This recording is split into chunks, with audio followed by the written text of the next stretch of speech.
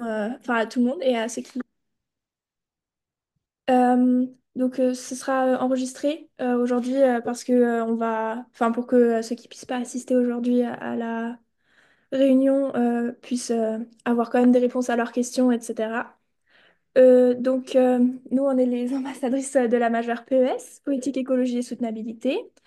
Euh, Globalement, on s'intéresse à tous les thèmes environnementaux et en lien avec l'écologie, dans des cours très diversifiés avec pas mal d'intervenants extérieurs, etc. Peut-être ce qui est très important aussi qu'on peut mentionner, c'est la taille du groupe. Cette année, on est 17. L'année dernière, il me semble qu'ils étaient 23. Un peu Donc plus. on est une vingtaine tous les ans. Il y a une très très bonne ambiance. Voilà. Voilà, et pour une petite présentation un peu vite là, en gros PES, il faut se dire que c'est donc, comme on l'a dit, tous les métiers, enfin ça prépare au métier de la durabilité forte. Et en gros, ce qu'on va prendre, c'est les cours un peu basiques, Sciences Po, genre économie, droit, sciences politiques, histoire, qu'on va venir étudier au prisme des enjeux environnementaux. Et à cela aussi, une petite particularité, on vient, donc ça c'est à peu près la moitié de nos cours, et l'autre moitié de nos cours, ça va être des cours beaucoup plus thématiques sur l'énergie, la biodiversité, voilà, avec des intervenants extérieurs, par exemple des écologues quand on va parler de biodiversité. Quand on a un cours sur la politique européenne climat-énergie, bah là, c'est des gens qui travaillent à la Commission européenne. Donc voilà, ça c'est une grande richesse qu'on trouve personnellement dans ce master. Après, si vous avez des questions là-dessus, n'hésitez pas. Peut-être encore rapidement sur le déroulé de 2 années. En gros, on est un master enfin, pas normal, mais on n'est pas un master en alternance. En gros, le premier semestre, c'est un peu état des lieux de tous les thèmes liés à l'environnement, etc. On rentre bien dedans, on revoit un peu tout ce qui a pu soit déjà être un peu évoqué, genre dans des cours, mais bien en détail, etc. Et à partir du deuxième semestre, on rentre dans des choses un peu plus thématiques. Le troisième semestre, donc au début du M2, c'est encore plus, enfin, il y a plus de choix, de possibilités de choix de cours vraiment électifs. Il y a des projets tutorés, il me Alors, semble. on va venir plus se Voilà. spécialiser dans les enjeux environnementaux qui nous intéressent, parce que l'écologie, c'est vachement large, et puis ça touche tous les domaines, on va vite s'en rendre compte. Donc après, c'est à vous, au fur et à mesure du master, ça va venir vraiment se spécialiser dans vous, ce qui vous intéresse. Donc voilà, un petit état des lieux. Et après, juste rapidement, je pense qu'on va se présenter un peu pour vous présenter un peu des profils PES, et puis pour voilà, un peu que vous voyez qui nous sommes. Je te laisse te prononcer. Ok, bah, je commence. Je m'appelle Laura. Je suis ambassadrice de la majeure. Et je suis là aussi depuis le premier cycle à Sciences Po. J'ai la particularité de faire la filière franco-allemande. C'est-à-dire que l'année dernière, j'étais à Münster, en gros en mobilité, mais voilà. Euh, Éventuellement, peut-être sur pourquoi j'ai fait PES, bah, c'est quelque chose qui m'a toujours un peu intéressée, mais je n'étais pas non plus à fond engagée, etc., jusqu'à ce que enfin, pour mon choix de majeur. Mais disons que j'ai toujours trouvé le sujet un peu intéressant, déjà au lycée, et ensuite dans les cours en première année, quand il y avait un petit thème sur l'environnement, je trouvais ça intéressant. Et j'ai pu me spécialiser un peu déjà pendant mon année à Münster avec des cours vraiment sur la question de la crise climatique et des inégalités liées à la crise climatique. Et ça m'a bien amené dedans. Et vu que j'ai pu rencontrer justement les ambassadrices quand j'étais en première année, euh, dans le cadre du forum des majeurs, bah, j'ai vu que l'ambiance de PES allait beaucoup me plaire. Et c'est comme ça que je me suis retrouvée à candidater. Et peut-être un peu sur moi, ce que je veux faire avec PES. Globalement, au début, je voulais plutôt aller vers des trucs Union européenne, etc. Et je trouve ça toujours hyper intéressant. Mais maintenant, je me suis un peu découvert un grand intérêt pour tout ce qui est politique au niveau des échelles locales, lié aux politiques environnementales, etc. Et un développement à cette échelle. Voilà. Mais on verra ce que m'apporte encore la majeure. Voilà, et donc moi c'est Maude. Pareil, moi je suis là depuis le premier cycle en filière générale. Donc l'année dernière, je suis partie en Norvège en Erasmus. Pourquoi PES? C'est un peu comme Laura, quoi. C'est un moment, on découvre un peu les questions environnementales, notamment au premier cycle à travers les cours, donc que ce soit le cours électif avec Mathilde Chouba ou même le cours en première année. Voilà, sans que c'était pas encore à ce moment-là vraiment une évidence, entre guillemets, que je voulais faire PES. Mais c'est pareil, en troisième année, une fois en Norvège, j'ai pris des cours vraiment sur l'énergie, les politiques énergétiques, les enjeux environnementaux autour de cette thématique de l'énergie. Et là, je me suis dit que c'était ce que je voulais faire. Donc voilà, et donc aujourd'hui, encore pour vous donner une autre possibilité de profil après PES, moi, ce qui m'intéresse, ce serait plutôt de faire du lobby dans le secteur de l'énergie, du coup plutôt au niveau international, donc travailler peut-être à Bruxelles, au sein de l'Union européenne. Voilà, après, encore un peu à voir, mais donc voilà, donc un peu de secteur. Voilà, Ouais. après, peut-être parler comment rentrer en PES, parce que j'imagine que c'est ce Bah, qui vous intéresse le oui, si plus. vous avez des questions déjà qui vous Ouais. viennent à l'esprit, n'hésitez pas à prendre la parole ou à écrire dans le chat, etc. Parce que vous avez peut-être déjà quand même une petite idée de ce qui vous intéresse spécifiquement ou ce que vous voulez savoir. Et je pense que c'est enfin, c'est la manière de mieux mettre à profit ces 40 minutes qu'on a ensemble. Voilà. Après, pour comment intégrer PES, déjà, il faut se dire que PES, c'est pas le master ou la majeure la plus en tension. Enfin, on n'est pas SIGRE ou AP. Même si il faut faire un dossier et il faut être motivé. Et voilà. Si jamais, c'est pas non plus là où il y a le plus de compétition. Voilà. Après, sur peut-être la lettre de motivation, parce que ça, en tout cas, quand j'étais en troisième année, c'était une question, qu'est-ce qu'on met, qu'est-ce qui est important? Globalement, il n'y a pas de bonne réponse. En tout cas, il n'y a pas des choses qui vous éliminent comme il y a des choses qui vous prennent absolument dans PES.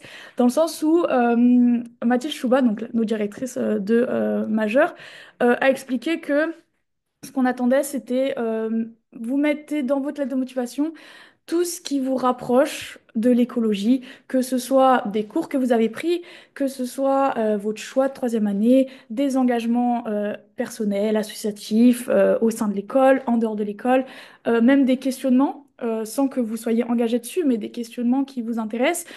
Par exemple, je prends un exemple de moi-même, parce que comme ça vous parler un peu plus, mais moi, comme j'ai dit, j'ai découvert les questions énergétiques l'année dernière. J'étais pas engagée dans une association sur l'énergie, mais j'en ai parlé dans ma lettre. Et voilà, c'est tout en gros ce qui vous rapproche de l'écologie et des questions environnementales. Moi, par exemple, je sais qu'il y en a qui ont dit qu'ils avaient parlé d'un article qu'ils avaient pu écrire, mais ça peut aussi être un article qu'on a lu ou une exposition dans un musée qui nous a énormément marqué sur le thème de l'environnement, etc. Ce genre de choses, un peu ce qui a fait, ce qui a créé un déclic. Moi, j'avais aussi pu parler du fait que j'avais pu voyager beaucoup en train et que ça m'avait permis bah, de justement de voir différentes manières bah, déjà de voyager autre que par avion et tout. Et aussi de rencontrer, enfin de voir comment ça se passe dans d'autres pays, comment sont construites les villes, quelles sont peut-être les politiques mises en place, etc. Donc un peu ce regard que j'avais trouvé intéressant, moi, par ma petite expérience, mais rien de énorme. Genre, il n'y a pas besoin de dire je suis engagée dans tel assaut, etc. Si c'est le cas, c'est super parce que ce sera pas pénalisé en aucun cas. Donc voilà, faut pas hésiter à se lancer. Mais il faut pas se dire que c'est parce que j'ai pas fait un stage au sein des Verts au Parlement européen, tranquille, hein. Vraiment, voilà. Voilà, après, je sais pas si vous avez des questions. Voilà. Euh, Bah, peut-être ce que j'ai pensé aussi, c'est par rapport à tout ce qui était transverse et tout, il y a pas mal de transverses qui permettent justement d'avoir un regard en plus. Donc, c'est-à-dire que si vous êtes là, oh, PES, enfin, Est-ce que tu ça as fait qu'on peut expliqué justement avoir ah, les transverses. Ce que c'est. Oui, enfin, moi, en troisième année, je savais pas ce que c'était la transverse, C'est mais vrai que c'est un peu arrivé comme un cheveu sur ouais. la soupe à l'époque. Mais en gros, en quatrième année, qu'importe le master que vous avez, vous devez choisir une transverse qui ne doit pas être en lien avec votre master. Par exemple, moi, j'ai choisi la transverse Espace Asie Moyen-Orient. Laura, Moi, j'ai service public enfin, et État. Donc, oui. globalement, c'est un peu des cours en plus qui permettent d'avoir une autre perspective, qui fait que ça ouvre un peu d'autres portes et ça apporte un regard complémentaire et assez sympathique qui fait qu'on sort un peu aussi. des thèmes de la majeure. Mm. Et il y a une Voilà. transverse environnement, on vient de voir la question, mais voilà. Il y a une transverse environnement, c'est pour vous dire que souvent il y a des gens qui décident de ne pas partir en PES parce qu'ils se disent bah, je vais faire, je sais pas, PhD. Parce que souvent le choix il se fait entre PES et PhD, en tout cas dans notre promo. Et comme ça ils se disent bah, je vais choisir la transverse environnement et ça me permettra voilà, d'allier les deux. Mais, Faut se dire que mais la ouais. transverse, c'est pas poussé. C'est en gros les cours C'est qu'on a eu au premier cycle un peu on les revoit, quoi. Si jamais Disons vous que dites...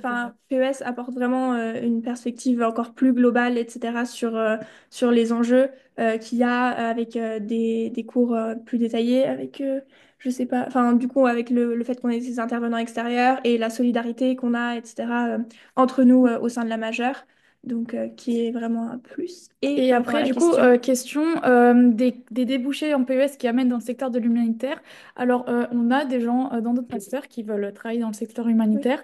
Après, il faut savoir que PES, ça prépare pas à un domaine en particulier, dans le sens où l'écologie, il y en a de partout, que ce soit au niveau dans le privé comme dans le public, à l'échelle locale comme nationale, internationale. Donc il y a évidemment des gens qui veulent partir dans l'humanitaire, surtout à l'international, ça peut être au sein des ONG, ça peut être des assos, voilà. Euh, donc, peut-être. Enfin, moi, ce à quoi je pense, c'est le fait que dans PES, on a des cours qui parlent d'inégalité ouais, sociale et d'inégalité environnementale parce que enfin, on montre à quel point c'est lié, etc. Donc, on parle aussi quand même, on a une perspective sur les liens, les rapports entre guillemets entre le nord et le le nord et sud. le sud, etc. Qui font que ça met le truc en perspective en ajoutant cette partie PES écologie, quoi. Euh, Voilà. et je pense que, ouais. On traite aussi des questions de l'écologie décoloniale ou Mhm. voilà, de l'exploitation des ressources dans un monde colonial et post-colonial. Voilà, donc il faut savoir que PES ne prépare pas à un secteur en particulier. Exact. Là où on se dit, bah, PhD, ça prépare au secteur humanitaire.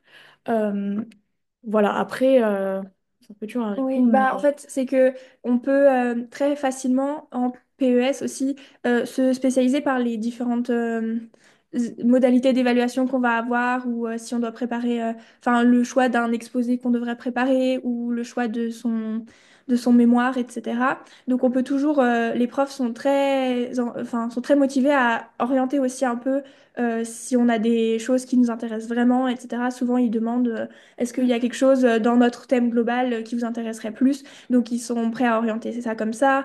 Ou alors, on peut l'orienter du coup nous-mêmes par les différentes choses qu'on doit faire pour la majeure.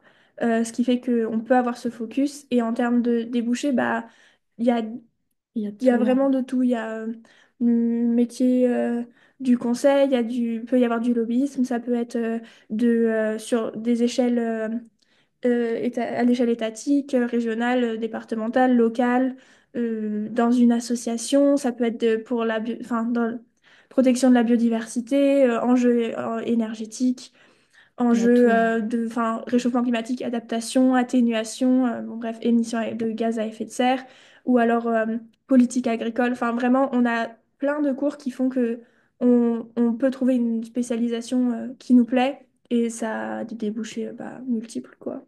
Ouais, c'est un peu dur de répondre dans quel secteur parce qu'il n'y a pas de secteur. L'écologie est dans tous les secteurs. Et après, c'est toi, dans ton parcours, qu'est-ce que tu en fais, quoi. Dans ton choix des évaluations, ton choix Ouais, des cours électifs, dans ton mémoire. Voilà. exact. Est-ce qu'il y a d'autres questions?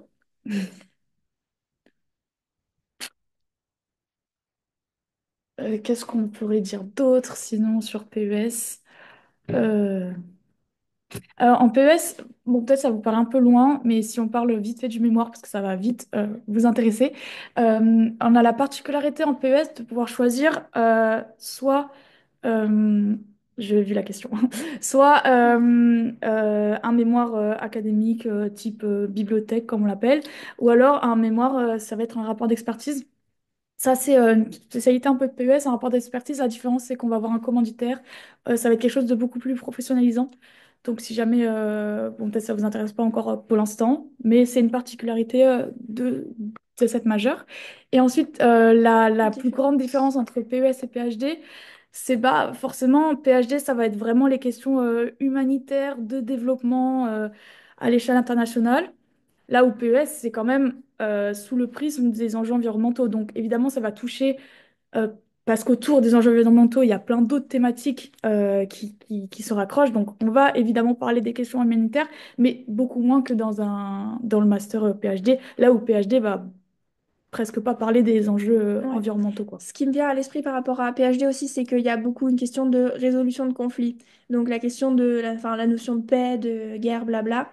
Enfin, pas blabla, mais en gros, ça va dans cette direction-là. Et donc, nous, on s'intéresse éventuellement à, dans cette perspective-là, le fait que bah, la crise autour de des ressources, etc., bah, ça pourra créer des conflits, mais on va pas forcément Apprendre à les résoudre. aller apprendre à les résoudre, voilà, ou dans le détail de quels sont les traumatismes de guerre, enfin, comment on les enfin, bref, ce genre de choses un peu plus spécifiques qui sont vraiment spécifiques pour le coup bah, à l'autre majeur et pas à Ok. la nôtre. Euh, Juste pour prendre la question, un exemple de rapport d'expertise par un élève de PES. Alors, on en a beaucoup. En général, on a une petite moitié des élèves qui font un rapport d'expertise. Donc, il y en a beaucoup. Si jamais, Moi, euh, j'ai un exemple, si tu veux. oui, j'en ai aussi, mais si jamais vous pouvez aller sur le site de la bibliothèque, où là, vous avez ceux des années passées, ou même sur le mini-site des majeurs, il y a des exemples. Mais cette année, vas-y, Gilles. Moi, j'ai le truc de... Enfin, c'est par exemple, en partenariat avec une commune aux alentours de Lille, je sais plus quel est le nom, mais sur la question de comment créer une objetothèque, donc un partage d'objets et de réutilisation d'objets en circuit court, du coup, au sein de la mairie de cette commune, Mm. dont j'ai oublié le nom, ou même sur une échelle de la ville. Et donc, la personne qui fait ça dans notre classe, bah, du coup, elle est en contact avec les personnes qui lui ont commandité du coup la mission, mais aussi avec les personnes à qui ça va s'adresser. Donc, elle cherche des solutions, elle réfléchit aux différentes possibilités, etc. Donc, il y a aussi beaucoup d'interactions. Oui, après, il y a un autre à quoi je pense. Il y a un rapport d'expertise sur les questions de la gestion de l'eau. Ouais. Pareil, je crois que c'est commandé par Lille, enfin la ville de Lille, ou au moins la MEL, sur gérer l'approvisionnement en eau d'un endroit. Voilà, je ne suis pas spécialiste là-dessus, mais donc il y a plein de questions différentes. Et juste pour finir sur mémoire, en PES, on ne nous demande pas, c'est pas une obligation de faire un mémoire en lien avec les questions environnementales. Il se trouve que la majorité des gens font ça parce que c'est des questionnements qui nous intéressent, mais par exemple, on a très bien dans notre classe quelqu'un qui fait sur la représentation des femmes dans les jeux vidéo. Donc voilà, si jamais. Ce qui permet d'enchaîner sur est-ce que les cours sont vraiment axés sur l'environnement? Oui. Parce que, comme je l'ai dit, mais peut-être rapidement au début, on va avoir la moitié de nos cours qui vont être des cours un peu qu'on vous retrouve au premier cycle. Donc, comme j'ai dit, économie, sciences politiques, histoire, droit. On va venir étudier au prisme de l'environnement. Par exemple, ce semestre, on a pratique du droit environnemental. Donc là, on fait du droit, mais le droit environnemental. On a par exemple aussi histoire, on a approche historique de l'environnement. Il me semble, le truc, voilà. Donc là, pareil, c'est l'histoire, mais l'histoire de l'environnement. Voilà, donc oui, on a enfin, tous nos cours sont axés sur l'environnement. Après, on a certains cours qui sont moins, on va dire, axés dessus qu'un cours sur la biodiversité. Si on prend par exemple le cours inégalité sociale, inégalité environnementale, là, ça va être les questions vraiment d'inégalité. Alors évidemment, les inégalités en lien avec l'environnement, mais plutôt sur une vision, euh, comment on dit, toutes les inégalités. On Oui, va venir couper enfin, les inégalités économiques, inégalités sociales, inégalités de classe, avec les inégalités environnementales. tu Mais voilà, parlais d'approche critique, du coup, c'est ça? non, Plutôt. intersectionnalité. D'intersectionnalité, oui. Voilà, Bah, ce en mot. gros, enfin, c'est un peu ce qu'on fait dans la majeure, c'est qu'on s'intéresse aussi quand même, on a une perspective critique sur justement tous ces...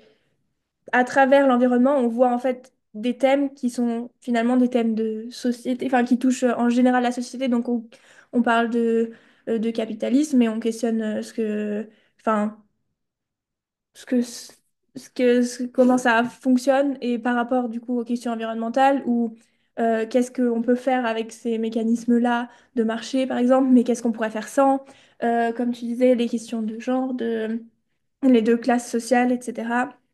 Enfin, les enjeux sociaux font partie de tout ça, donc voilà. Mhm. Et dans le chat, du coup, j'ai remis le lien vers le mini-site de notre majeur. sur lequel il y a encore pas mal de détails et tout, si jamais vous ne l'aviez pas encore trouvé. Et notamment, c'est ce que j'ai écrit dans le chat, mais dans la partie programme, vous pouvez voir du coup la maquette des cours en détail. Du coup, bah, il y a beaucoup, enfin, il y a souvent écrit environnement, globalement, dans les noms de cours. Donc voilà. Mais on fait très bien, par exemple, de l'urbanisme, de la géographie, du droit. Ouais, C'est toujours en lien environnement, parce que quand on va faire de l'urbanisme, ça va être comment adapter une ville au changement climatique, ou alors comment est pensée la ville ouais, aujourd'hui et qu'est-ce qui fait qu'elle n'est pas adaptée au changement climatique, enfin, toutes ces voilà. problématiques-là. Donc forcément, on en revient toujours aux questions écologiques, parce que bah, politique, écologie, soutenabilité. Voilà. Mais Euh, mais, social, euh, beaucoup aussi. mais par exemple, on a un cours au premier semestre qui s'appelle Actualité et culture scientifique, cours super intéressant, ceci dit en passant, mais là on va voir vraiment les grandes controverses scientifiques.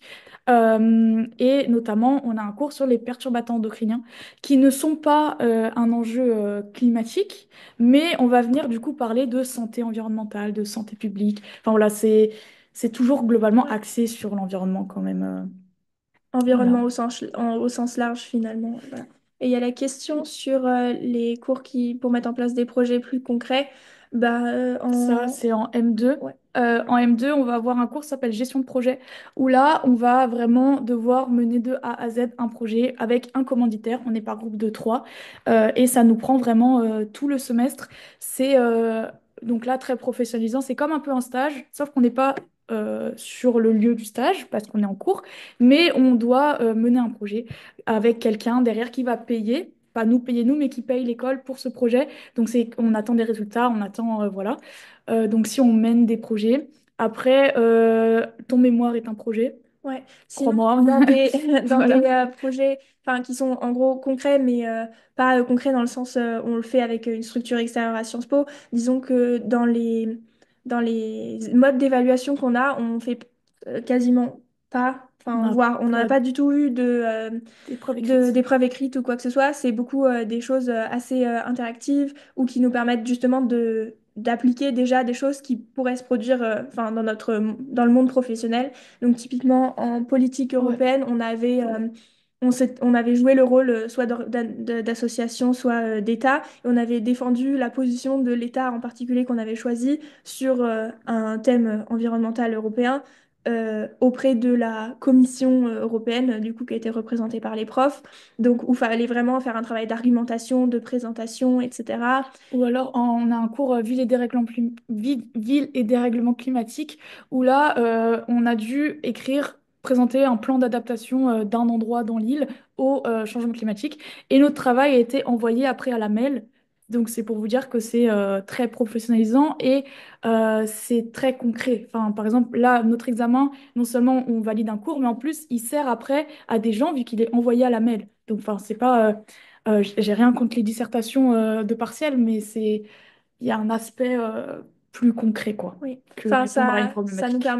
enfin, ça nous apporte aussi quelque chose à nous. C'est pas juste on répond à une Voilà. question, mais ça nous permet de développer justement quelque chose vraiment qui sera concret et qui pourrait enfin, auquel on pourrait se heurter dans notre vie Oui. Puis professionnelle ça plus permet tard. après de découvrir, parce qu'on rentre en PES avec une certaine idée des débouchés, et en fait on en rencontre encore plein d'autres, parce que comme je l'ai dit et redit, l'écologie c'est partout.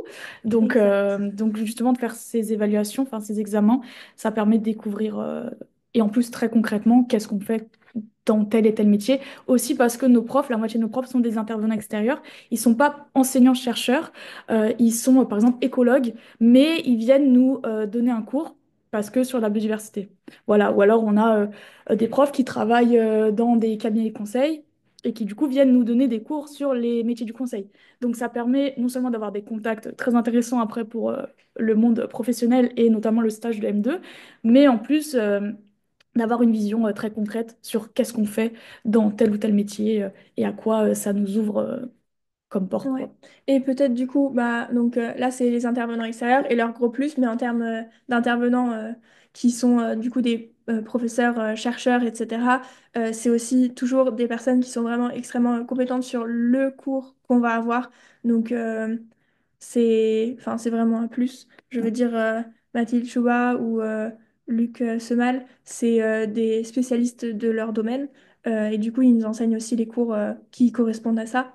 et c'est extrêmement enrichissant. Voilà. Et donc, pour tous les examens du M1 et du M2, on n'a pas d'examen écrit, c'est vrai.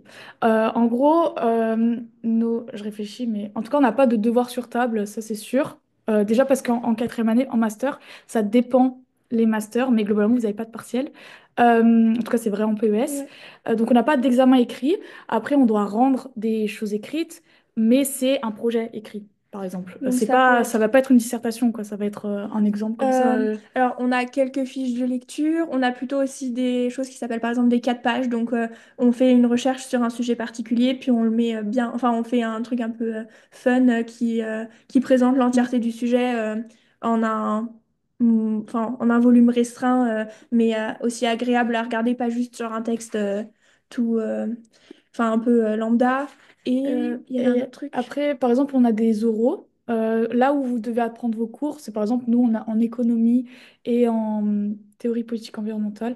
Là, c'était vraiment un oral, mais c'est pas un examen écrit, c'est un oral. Mais sinon, tous nos cours, ça va être après des examens qui sont forcément en lien avec ce qu'on a étudié, mais qui sont pas de la, oula, qui sont pas de la récitation de cours, quoi. Ouais. Donc ça, c'est vraiment bien. Et justement, bah, enfin, par rapport à ces oraux, en gros, il n'y a pas de, enfin, c'est pas vraiment quelque chose de particulièrement stressant. Ça nous permet juste bah, d'échanger déjà sur le sujet plutôt que de recracher un truc sur papier. Et ça fait un peu préparation aussi à ce qui se Grand passe oral. au grand oral qu'on fait en M2 pour valider bah, le master.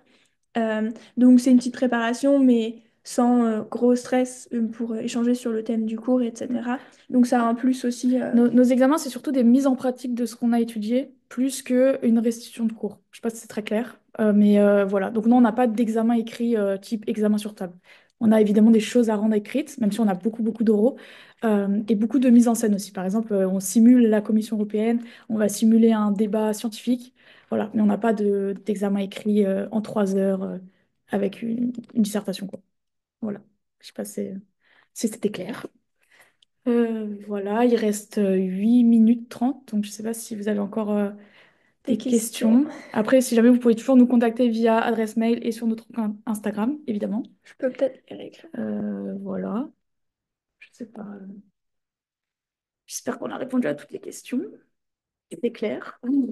Ça vous a donné un petit peu envie de faire PES, parce que c'est excellent. Voilà, je sais pas si vous avez des questions. On vous écrit dans le chat les adresses mail, mais vous pouvez retrouver évidemment sur le compte sur Sciences Po et encore une fois Instagram. C'est ambassadeur.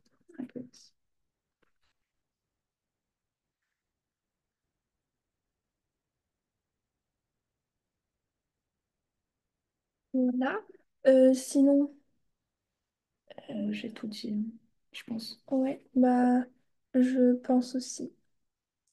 Si vous, enfin, que vous choisissiez PES ou non, ce qui est très intéressant aussi, c'est pendant que vous serez en... Ah, il y a PES. Question. Alors, Excusez-moi. comme je l'ai dit, il y a beaucoup, la majorité des gens, le choix, il se fait, des gens, des étudiants, se fait entre PES et PhD. Euh, Personnellement, PhD était mon deuxième vœu et c'est le cas pour beaucoup de gens. Donc oui, ça reste cohérent parce que c'est deux masters qui, mine de rien, se recoupent. Un qui va avoir des questions très humanitaires, résolution de conflits, là où l'autre sera très enjeux environnementaux, questions humanitaires, mais au prisme des enjeux environnementaux.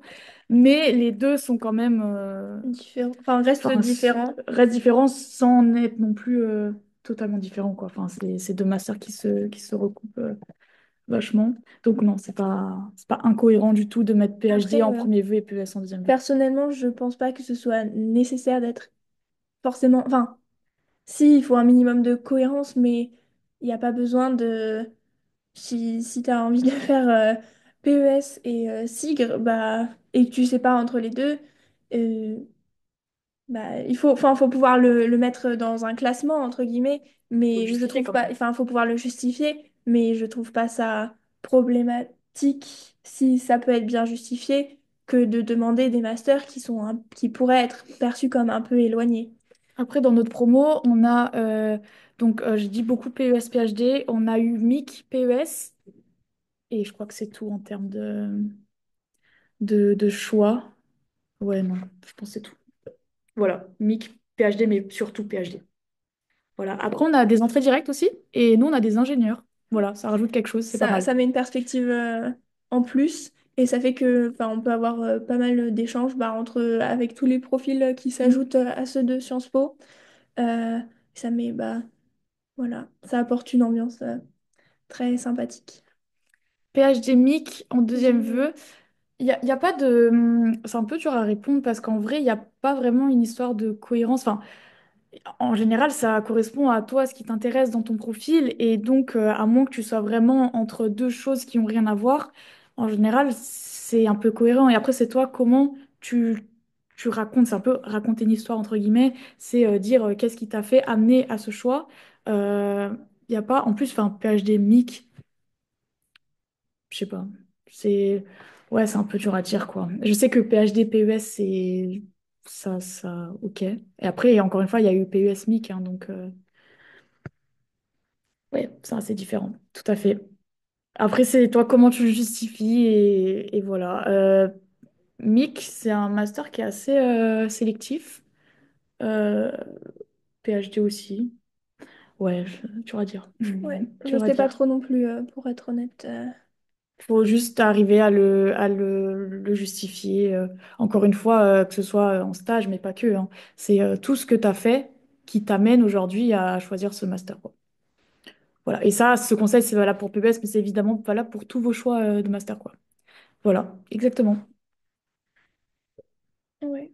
Je sais pas après. Bah, on peut faire une petite pub pour nos conférences PES éventuellement, mais ça ce sera, enfin peu importe que vous preniez, enfin que vous preniez ou soyez pris en PES ou non, dans tous les cas il y a des conférences métiers et des Ouais, apéros pro de chaque majeur. Euh, Nous c'est en vraiment, avril et ouais. ça permet du coup de d'ouvrir des perspectives sur qu'est-ce que je peux faire plus tard, etc. Et on se rend compte que enfin, par rapport à APES, justement, qu'il y a vraiment des profils très variés, qui sont très heureux et très épanouis dans justement ce qu'ils font, généralement parce que grâce à PES, ils ont pu avoir bah, un enseignement très vaste sur plein de sujets liés à l'écologie, qui leur a permis ensuite bah, de trouver une spécialisation.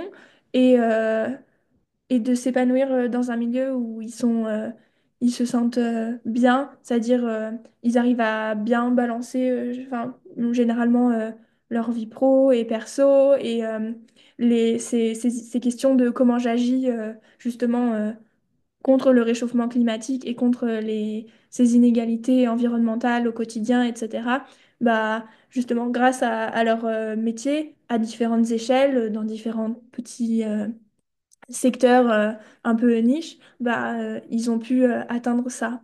Et c'est Et assez satisfaisant en général. oui, puis ça permet d'avoir un aspect concret parce que là, on vous dit, vous pouvez travailler à toutes les échelles, dans toutes les structures. Ça reste un peu vague quand on n'est pas encore en PES.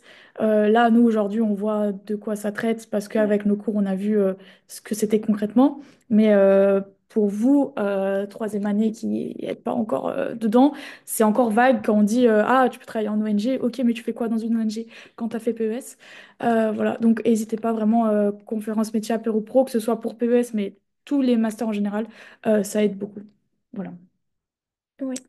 donc n'hésitez pas. Il reste un peu moins de 2 minutes, donc si vous avez des questions, n'hésitez pas, lancez-vous. N'hésitez pas, comme on a dit, à nous écrire, etc. Et puis voilà. Ouais, je pense qu'on a bien tout dit là. Voilà. Et bah, en vrai, si vous n'avez pas d'autres questions, s'il y en a une qui vous vient plus tard, contactez-nous. Mais là, si vous n'en avez pas plus, Ouais. Moi, j'ai plus rien qui me vient à l'esprit en tout cas. voilà. On peut que vous recommander PES. Et c'est tout. Je pense Exactement. que ce sera des bons mots pour la fin. Mais voilà, si personne n'a d'autres questions, je pense que on peut vous souhaiter bonne chance pour Ouais. votre choix de vœux. Bon courage. Voilà. Et ça va le faire dans tous les cas, non? Oui. Puis encore une fois, PES, c'est pas la majeure la plus sélective. Voilà. Voilà, bah, je pense qu'on peut vous dire au revoir, hein. Voilà. Voilà. Bah, Bah merci oui. beaucoup à vous d'être venu. Et puis, ouais, encore une fois, bonne chance pour votre choix des vœux. Bonne chance et bonne fin d'Erasmus aussi. Ouais, exactement. À Ok. plus.